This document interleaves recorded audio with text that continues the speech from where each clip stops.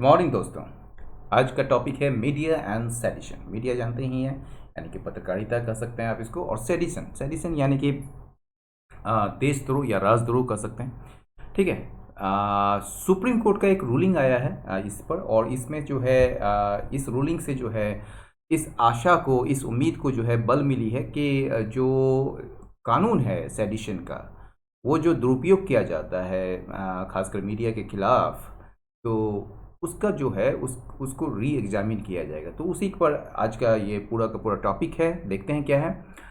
The supreme courts rulings, यानी कि supreme court के जो फैसले हैं ऑन केसेस ऑफ सेडिशन, यानी कि राजद्रोह के मामलों में या मामलों पर, गिव होप, ये देता है, उम्मीद देता है। क्या उम्मीद देता है? द लॉ विल बी री एग्जामिन, यानी कि ये जो कानून है सेडिशन का वो री एग्जामिन किया जाएगा, इसकी फिर से जांच की जाएगी। ठीक है। It has long been recognized that strident criticism of government will not amount to an attempt to excite disaffection and disloyalty towards government। इसमें एक शब्द याद रखिएगा, यहाँ पर ये amount to का जो मतलब होता है वो मतलब होता है to be equivalent to या to be equal to, या फिर एक और मतलब होता है to cause something या to be मतलब क्या कहेंगे, जिम्मेदार होना एक तरीके से किसी चीज़ के लिए। ठीक है ना। तो वो सेंस में भी सॉरी अटेम्प्ट टू हम कर रहे हैं, अमाउंट टू का कहना था, अमाउंट टू। ठीक है ना। तो अमाउंट टू का जो मतलब होता है वो इक्विवेलेंट टू होता है, या टू कॉज समथिंग कह सकते हैं, या to be the cause of something कह सकते हैं। ठीक है। तो it has long been recognised, ये बहुत दिनों से जो है इसे मतलब कि माना जा रहा है दैट स्ट्राइडेंट क्रिटिसिज्म, जो कड़ी आलोचना है सरकार की, ठीक है, will not amount to. Will not amount to का क्या मतलब हुआ यहाँ पर? इसका यह मतलब नहीं है या यह मतलब नहीं होगा कि इसके लिए प्रयास किया जा रहा है, किसके लिए? Excite disaffection and disloyalty towards government, यानी सरकार के खिलाफ या सरकार की तरफ जो है असंतोष और अविश्वास पैदा करना, या उसको एक तरीके से उत्तेजित करना। एक्साइट का मतलब पैदा करना ही कीजिए। ठीक है ना। तो उसको पैदा करने का प्रयास है, ये नहीं माना जाएगा इस चीज़ को। ठीक है ना। मतलब इसका मतलब यानी कि विल नॉट अमाउंट टू, इसका मतलब ये नहीं होगा। ठीक है ना। यानी कि ये बिल्कुल बराबरी नहीं होगा, ये is not equivalent to an attempt to excite disaffection and disloyalty towards government. समझ गए? येट फिर भी the archaic and colonial view, फिर भी क्या है कि ये जो आर्केइक है मतलब पुराना, और जो कॉलोनियल व्यू है यानी कि औपनिवेशिक जो एक विचार है, वो विचार किया है दैट एन इनटेम्परेट अटैक, मतलब कि एक इनटेम्परेट का मतलब समझते हैं असंयमित, बेलगाम, बड़ा कड़ा एकदम। ठीक है ना। On an incumbent ruler. ठीक है ना। इनकम्बेंट रूलर का मतलब क्या होता है? यानी कि वो रूलर यानी कि जो शासक जो कि सत्ताधारी है। ठीक है ना। इनकम्बेंट है मतलब कि अभी प्रेजेंट में है। तो इनकम्बेंट जो रूलर है यानी कि जो प्रेजेंट रूलर है, या आप कह सकते हैं जो सत्ताधारी जो शासक है, उस पर ये अटैक जो है इनटेम्परेट अटैक। इनटेम्परेट का मतलब अब अभी जस्ट बताया हमने, असंयमित यानी कि इसको कंट्रोल ना किया जा सके, तो असंयमित या बेलगाम अटैक जो है, ठीक है ना, शुड बी मेट विथ, इससे निपटना चाहिए। कैसे? फियर्स प्रोसिक्यूशन के साथ फॉर सेडिशन, यानी कि इसमें जो है देशद्रोह के लिए जो है इसमें अभियोजन, मतलब कि बहुत ही भयंकर तरीके से, बहुत ही कड़े तरीके से जो है इसको अभियोजन यानी कि उस पर मुकदमा चलाया जाना चाहिए। और यह व्यू जो है यहाँ पर देखिए, ये व्यू जो है इसका आपका वर्ब जो है ये है। ठीक है ना। ये वर्ब है इसका। तो yet the archaic and colonial view, अब व्यू के बारे में दैट क्लॉज बता रहा है कि व्यू क्या है। व्यू है कि जो इनकम्बेंट रूलर पर जो अटैक होता है, असंयमित अटैक जो होता है, उसको जो है सेडिशन के लिए जो प्रोसिक्यूशन होना चाहिए, जो उस पर मुकदमा चलाया जाना चाहिए, वो उससे निपटना चाहिए। तो यह जो व्यू है, ये जो कॉलोनियल व्यू है, ये जो आर्केइक व्यू है, वो अभी भी है, बना हुआ, प्रिवेल्स करता है among many in power even today, यहाँ तक कि आज भी सत्ता में बैठे हुए लोगों के बीच ये आज भी व्याप्त है, ये आज भी है। इन अ सिग्निफिकेंट जजमेंट, एक महत्वपूर्ण जजमेंट में, फैसले में, the Supreme Court has quashed a criminal case registered in Himachal Pradesh against journalist Vinod Dua by invoking the narrowed down meaning of what constitutes an offense under section 124A of the IPC, the provision for sedition set out in Kedarnath Singh 1962। यहाँ तक ये sentence है, इसको पढ़ेंगे हम लोग। एक महत्वपूर्ण फैसले में सुप्रीम कोर्ट ने क्या किया है, क्वाश्ड कर दिया, मतलब कि रद्द कर दिया है एक आपराधिक मामले को जो कि दर्ज किए गए थे हिमाचल प्रदेश में, किसके खिलाफ, जर्नलिस्ट विनोद दुआ के खिलाफ। तो इसने कैसे रद्द किया है, तो इसने जो है लागू किया है द नैरोड डाउन मीनिंग, यानी कि इस्तेमाल किया है, लागू, इन्वोकिंग मतलब लागू करना, इस्तेमाल करना, आह्वान करना, कई सारे मतलब होते हैं। तो इसने जो है सुप्रीम कोर्ट ने किस चीज़ का मतलब कि ये कि इस्तेमाल किया है narrowed down meaning of what constitutes an offence, यानी कि जो 124A धारा जो है आईपीसी का, ठीक है ना, जो कि मतलब कि सेडिशन का प्रोविजन है, ठीक है ना, यानी कि ये जो है किसका प्रोविजन है, ये एक राजद्रोह का प्रावधान है जिसको निर्धारित किया गया था केदारनाथ सिंह केस में 1962 में, ठीक है ना। यानी कि इसको आप ऐसे पढ़ें, केदारनाथ सिंह 1962 में जो निर्धारित जो प्रावधान है, यानी कि सेडिशन का जो प्रावधान है, ठीक है ना, उसके तहत उसमें जो है आईपीसी की धारा 124A के तहत जो अपराध होता है, ठीक है ना, उसका narrowed down meaning, narrowed down का मतलब यहाँ समझिए संकुचित नहीं होता है यहाँ पर, नैरोड डाउन यहाँ पर मतलब होता संक्षिप्त, ठीक है ना, जो संक्षिप्त यानी कि जो सार है, यानी कि उसका जो अभिप्राय है, उसका सारांश जो है, ठीक है ना, उस मीनिंग का यूज़ करते हुए, उसका इस्तेमाल करते हुए सुप्रीम कोर्ट ने विनोद दुआ के अगेंस्ट में जो हिमाचल प्रदेश में केस दायर किया गया था उसको रद्द कर दिया है, ठीक है। Every journalist the court has ruled is entitled to the protection of that judgment, यानी कि प्रत्येक, हर जर्नलिस्ट जो है, मतलब प्रत्येक पत्रकार जो है, कोर्ट ने जो ये फैसला दिया है, इज इंटाइटल, वो इंटाइटल है, इंटाइटल मतलब वो हकदार है, वो अधिकृत है, to the protection of that judgment, इस जजमेंट, ये जो जजमेंट है उसके संरक्षण का वो हकदार है। विच सेड, जो कहता है, कमेंट्स हाउएवर स्ट्रांगली वर्डेड, जो कहता है टिप्पणियाँ भले ही कितना ही कड़े शब्दों में हो, जो एक्सप्रेस करता है, जो व्यक्त करता है disapprobation of actions of the government, यानी कि जो व्यक्त करता है सरकार के जो कार्य हैं उसकी आलोचना करता है, ठीक है ना, डिसएप्रोवेशन मतलब कि उसको डिसअप्रूव करता है, डिसएप्रोवेशन करता है, विदाउट एक्साइटिंग दोज फीलिंग्स, बिना उन फीलिंग्स को, बिना उन भावनाओं को पैदा किए जो एक इंक्लाइनेशन पैदा करता हो to cause public disorder by acts of violence, यानी कि जो हिंसा के माध्यम से या हिंसा के कार्यों के माध्यम से पब्लिक डिसऑर्डर फैलाने का, या पब्लिक डिसऑर्डर यानी कि सार्वजनिक अव्यवस्था फैलाने या उसको क्रिएट करने का जो प्रवृत्ति जिससे पैदा लेती है, तो उन फीलिंग को बिना मतलब कि एक्साइट किए, बिना उत्तेजित किए, अगर आप ये डिसएप्रोबेशन करते हैं गवर्नमेंट के एक्शन को, तो वो जो है क्या होगा, वुड नॉट बी पिनल, वो जो है दंडनीय नहीं होगा। यानी कि कमेंट्स जो है, ठीक है ना, जो भले ही क्या हो, कड़े शब्दों में हो और वो एक्सप्रेस करता हो डिसएप्रोबेशन को, यानी कि एक तरीके से नापसंदगी को या फिर अस्वीकृति को गवर्नमेंट के उन मतलब कि एक्शंस का, या ठीक है, जो कि उन फीलिंग्स को उत्तेजित किए बिना किया गया हो, जिसमें जो है एक इंक्लाइनेशन, एक प्रवृत्ति, एक रुझान पैदा होता है पब्लिक डिसऑर्डर पैदा करने का एक्ट्स ऑफ वायलेंस के माध्यम से, ठीक है ना। तो वो अगर पैदा नहीं करता है, मतलब कि जो डिसऑर्डर, मतलब कि हिंसा के माध्यम से जो पब्लिक डिसऑर्डर पैदा करने का जो रुझान है, वो अगर उस टाइप की भावना अगर पैदा नहीं करता है, तो ये जो कमेंट्स है वो क्या होगा, पीनल नहीं होगा, यानी कि दंडनीय नहीं होगा।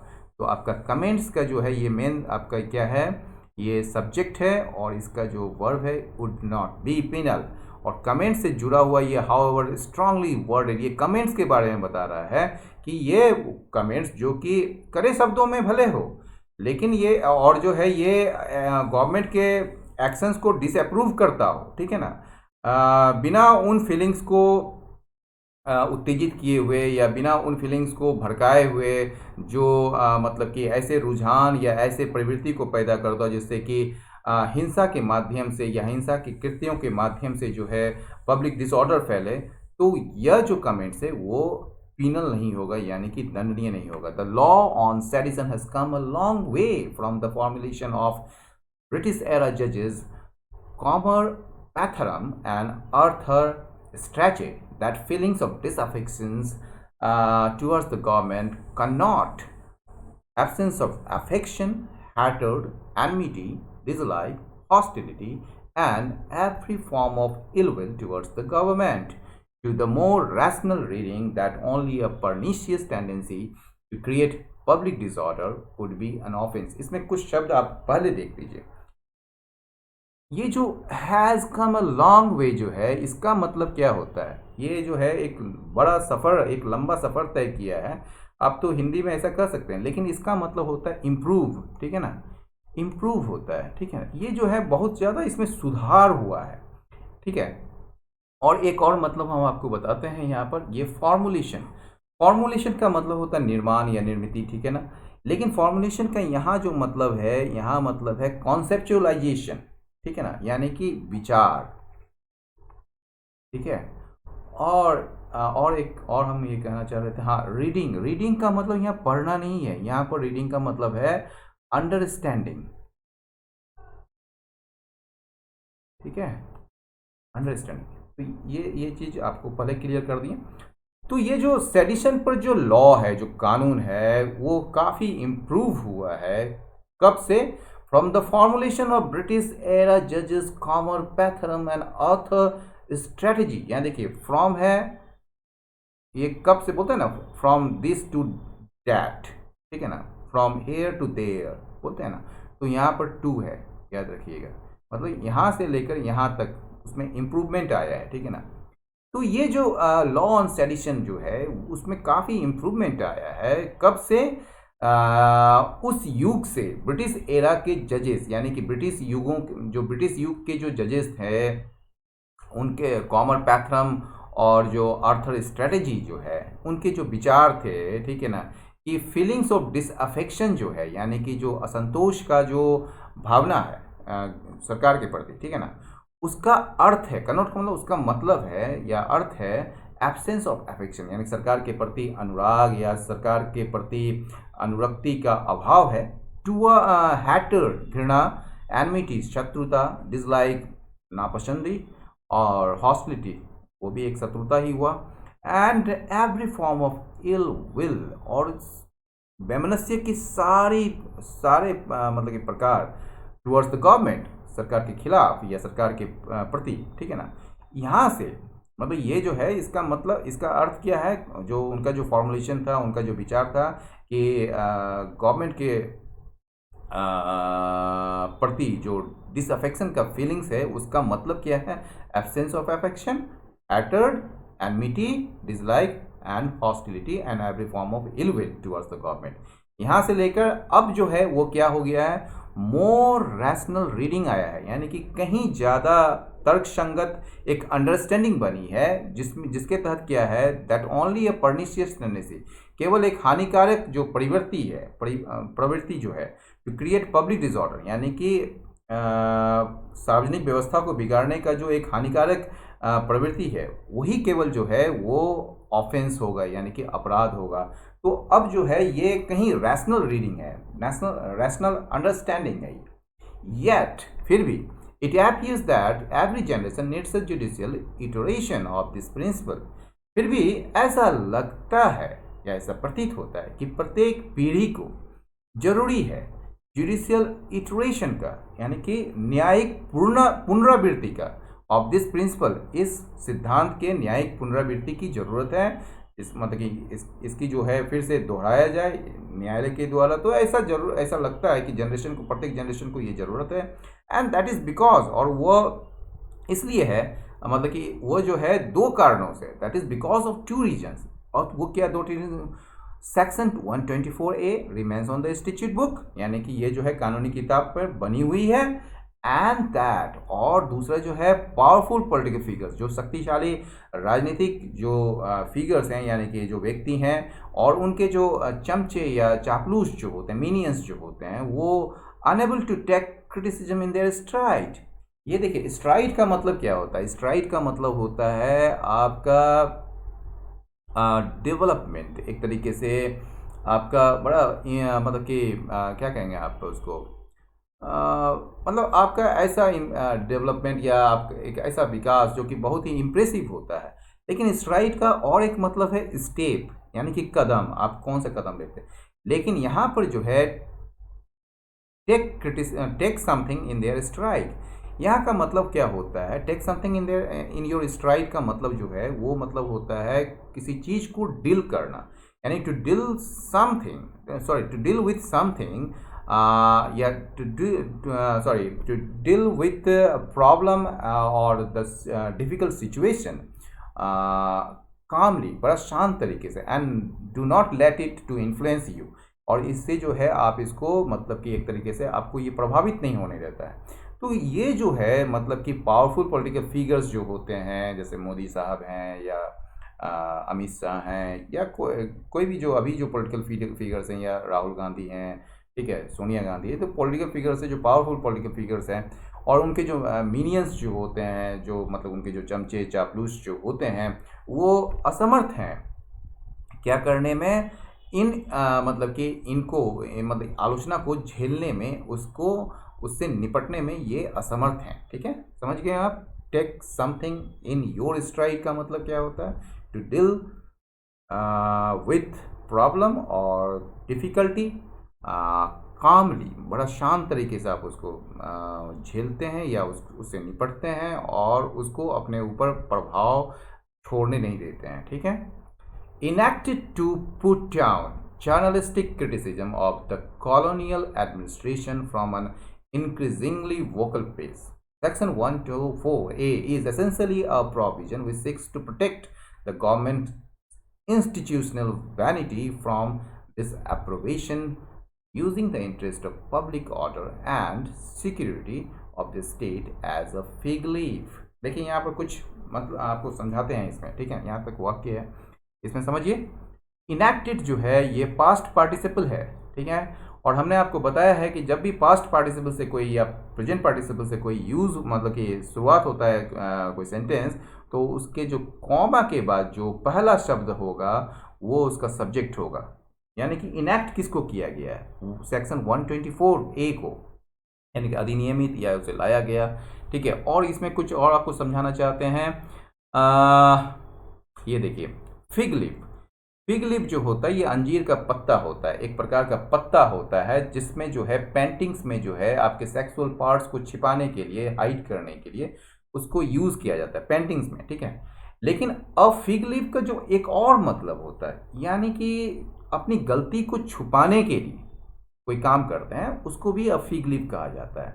ठीक है, तो मतलब कवरिंग अप, किसी चीज को कवर अप करते हैं। ठीक है ना, तो फिग लीफ का मतलब समझ गए? आइए देखते हैं। इनैक्टेड टू पुट डाउन, तो इनैक्ट किसको किया गया था? सेक्शन 124A को। ठीक है ना, यानी कि धारा 124A को इनैक्ट किया गया था, यानी कि अधिनियमित किया गया था उसको टू पुट डाउन, यानी कि कम करने के लिए जर्नलिस्टिक क्रिटिसिज्म को, यानी कि पत्रकारिता से जुड़े हुए जो क्रिटिसिज्म होते हैं, यानी कि जो आलोचना होती है सरकार का, कॉलोनियल एडमिनिस्ट्रेशन का, सॉरी, औपनिवेशिक शासन का। ठीक है ना, तो उसके लिए इनैक्ट किया गया था ब्रिटिश ज़माने में। किस चीज़ से इसको मतलब कि ये मतलब क्रिटिसिज्म हो रहा था? From an increasingly vocal press. उस समय जो है प्रेस जो थे, यानी कि जो हमारे जो उस समय मतलब कि पत्रकारिता हुआ करते थे एक समय में, मतलब स्वतंत्रता के पहले, वो काफ़ी वोकल थे, काफ़ी मतलब कि मुखर थे, सरकार के खिलाफ बहुत ही आलोचना मतलब कि खुल के करते थे। तो खुल के जो करना होता है उसको वोकल कहते हैं, और इंक्रीजिंगली में बढ़ा हुआ। वो जो बहुत ही ज़्यादा जो वोकल प्रेस से जो क्रिटिसिज्म हो रही थी, जर्नलिस्टिक क्रिटिसिज्म कॉलोनियल एडमिनिस्ट्रेशन का, उसको कम करने के लिए इनैक्ट किया गया था सेक्शन 124A, वो अनिवार्य रूप से या मतलब कि वास्तव इसको कह सकते हैं आवश्यक रूप से जो है एक प्रोविजन है, एक प्रावधान है जो चाहता है या जो चाहती है प्रोटेक्ट करना गवर्नमेंट्स के इंस्टीट्यूशनल वैनिटी को, ठीक है ना।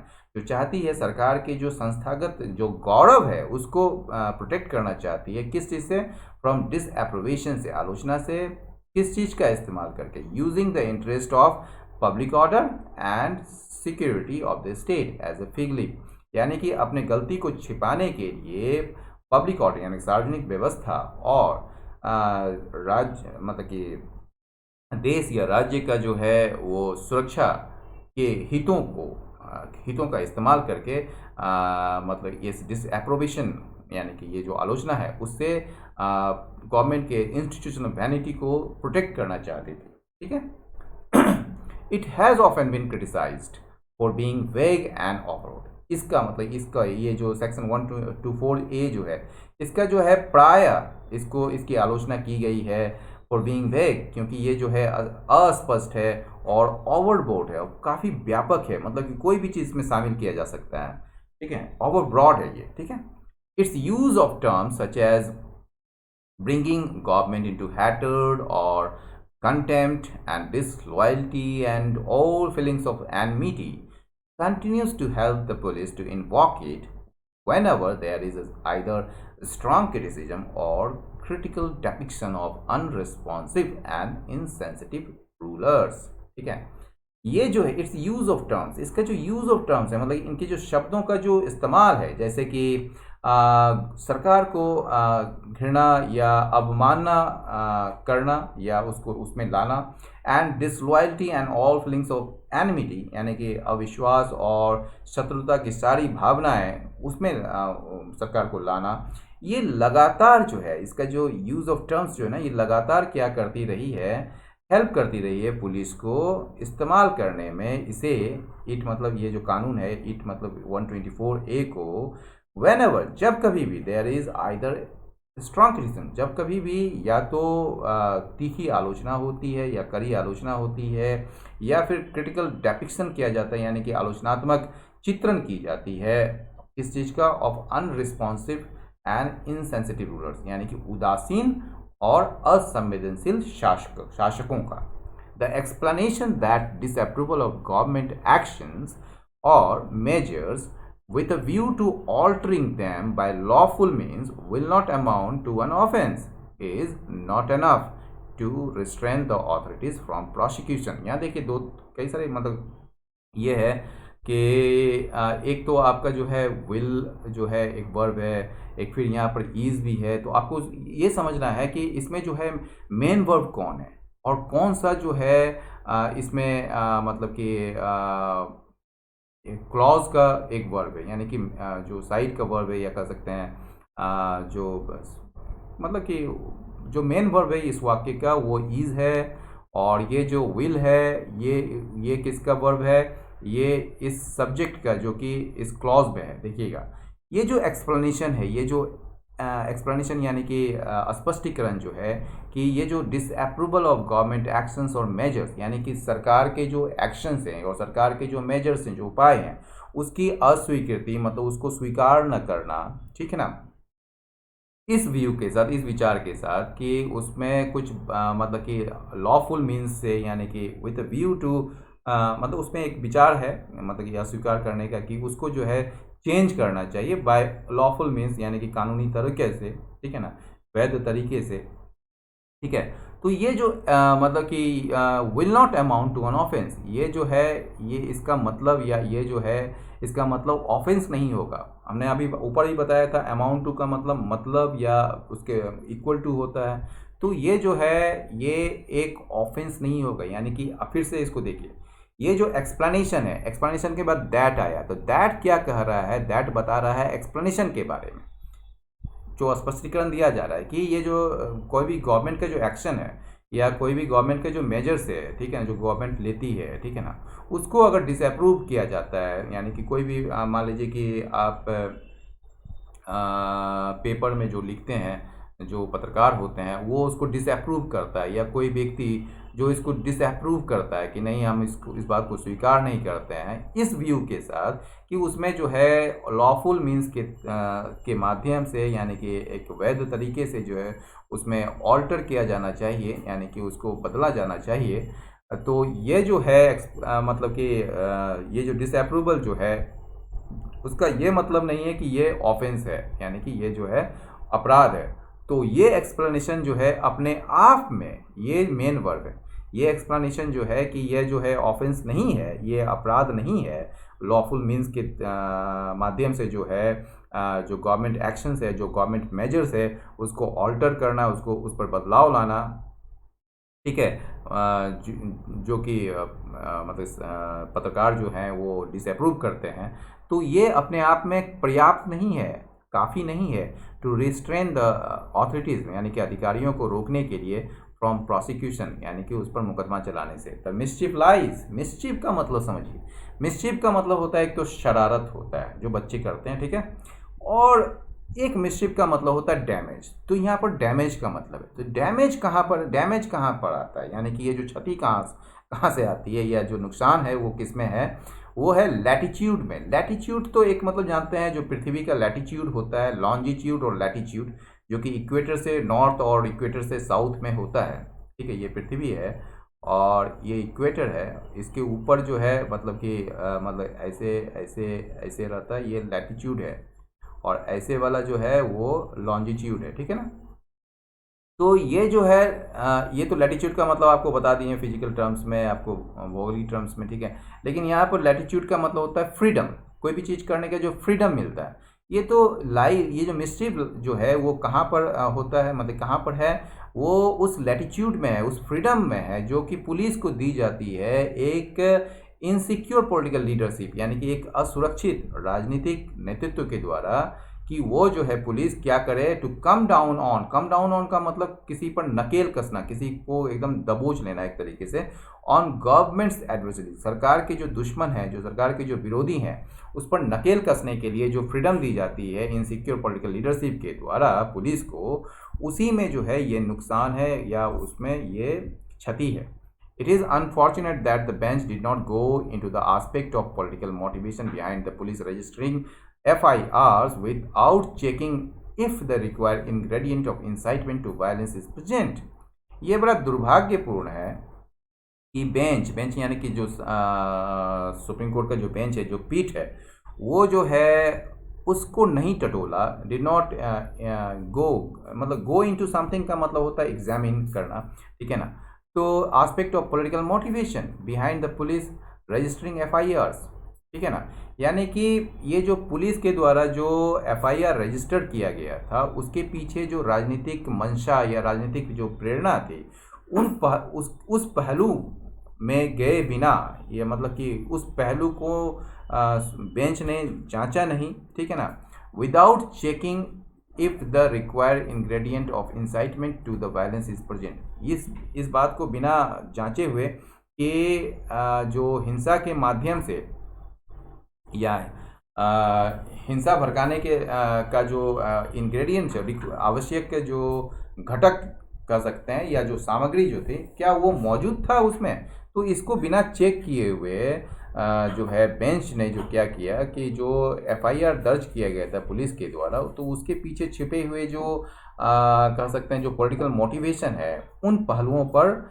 इन्होंने ध्यान नहीं दिया, या ये मतलब कि उसको उस पहलुओं पर ये नहीं गया, या कह सकते हैं उसकी जांच नहीं की। The courts verdict brightens the hopes, यहाँ ब्राइटन्स मतलब कि एक क्या कहते हैं, चमक लाना किसी चीज़ में। लेकिन यहाँ पर जो है एक तरीके से कोर्ट का जो वर्डिक्ट है, जो फैसला है, वो क्या करता है, इस उम्मीद को बल देता है दैट द सेक्शंस वैलिडिटी, कि इस सेक्शन, ये जो धारा है, उसकी जो वैलिडिटी, जो वैधता है, वो उसकी पुनर्जांच की जाएगी। फॉर नाउ, अभी के लिए जो है, इट इज़ अ ब्लो, ये एक झटका है, फॉर फ्री स्पीच, यानी कि स्वतंत्र या मुक्त भाषण के लिए, और मीडिया फ्रीडम के लिए, ठीक है। तो दोस्तों, आज का एडिटोरियल यहीं समाप्त हुआ, इजाज़त दीजिए, बहुत बहुत नमस्कार, धन्यवाद।